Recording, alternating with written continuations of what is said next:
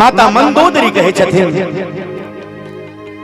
आहे किया यहाँ गेलिए स्वामी पंचवटी के बनमा सिया के हरना कैलिए है स्वामी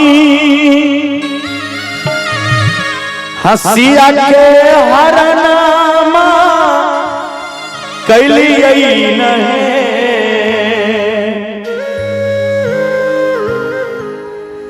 स्वामी जी नायो चिन्हलिए जग जननी मई या कैसे कुलवा हसैबे कलियो स्वामी जी नैयो चिन्हलिए जग जननी मैया कैसे यो कुलवा में तकिया गई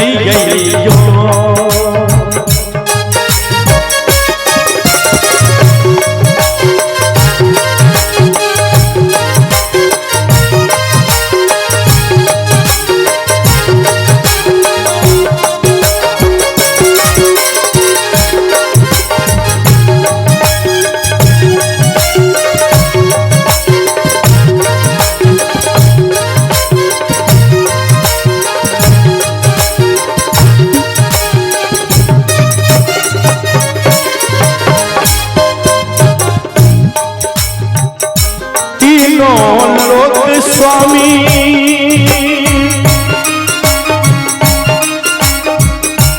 आहा जिताली ययो स्वामी जी तीन लोक जिताबे कलिए नयो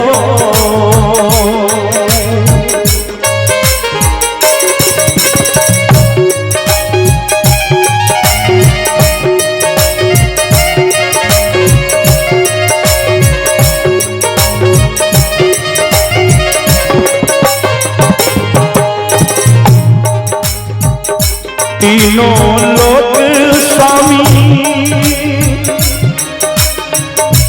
आहा जिताली ययो स्वामी तीन लोक जिताबे कलिए नयो स्वामी जी हारी गेलिए अपने जैसे कुलवा सैबे कलियो स्वामी जी हारी गेलिए अपने जैसे कुलवा में तकिया गई ए स्वामी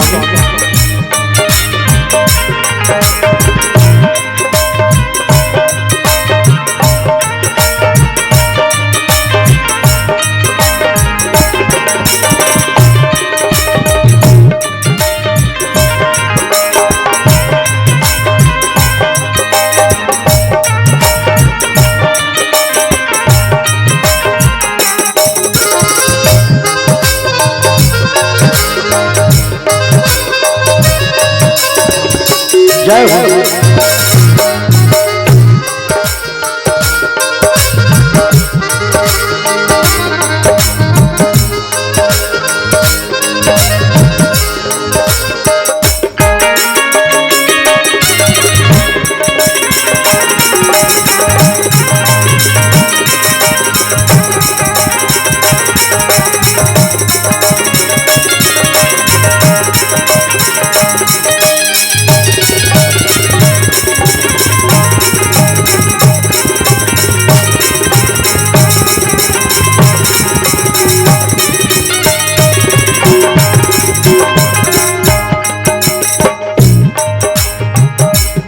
माता मंगोदरी कही छथिन जे हे महाराज बेर बेर आके हम बरजनो लेकिन हमर बात अहाँ नहीं मानलिए।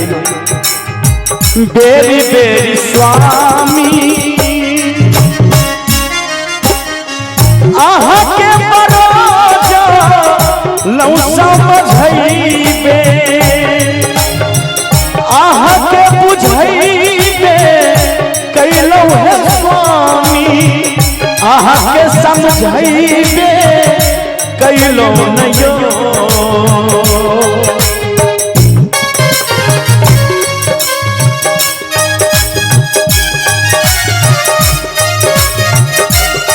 हे महाराज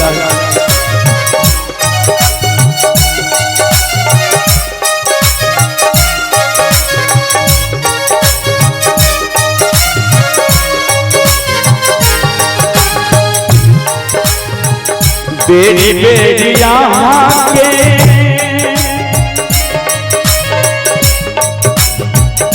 हमें बराजा लौ समझइबे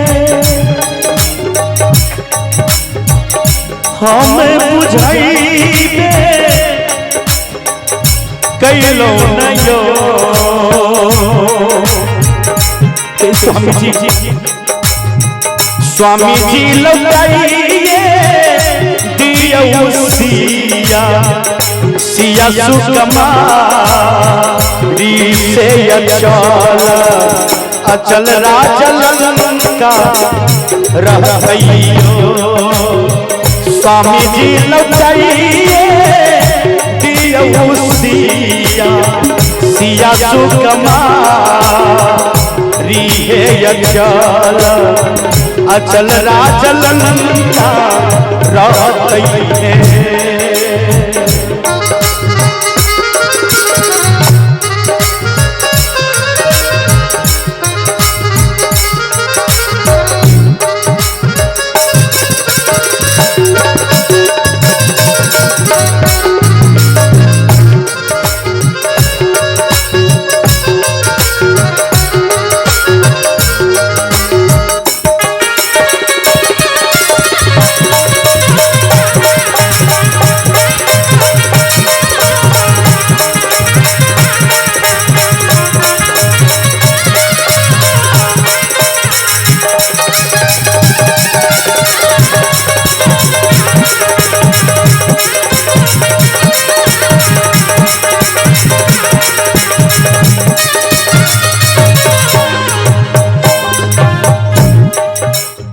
अंत में राम नारायण मंडल जी जी नेपाल से छे सोहर को लिख लखिन है शंभु यादव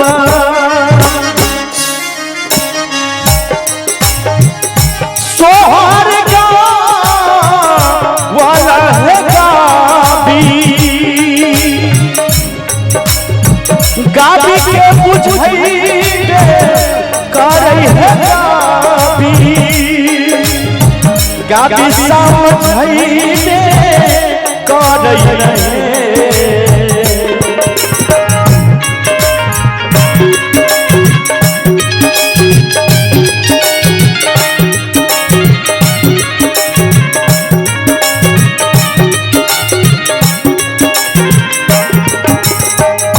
शंभु यादव सोहर वाला से गाबी समझइबे करई रहे। एक बार सब आदमी ताली देबे लास्ट में। ललनार सावा मिली करियो नारी के समान से प्रभु जी मान गई। ललनार सावा मिली करियो नारी के समान से प्रभु जी पार लगई। ललनार सावा मिली करियो नारी के समान से प्रभु जी पार लगई। ललनार सावा मिली करियो नारी के समान से प्रभु जी पार लगई। गई रे प्रभु जी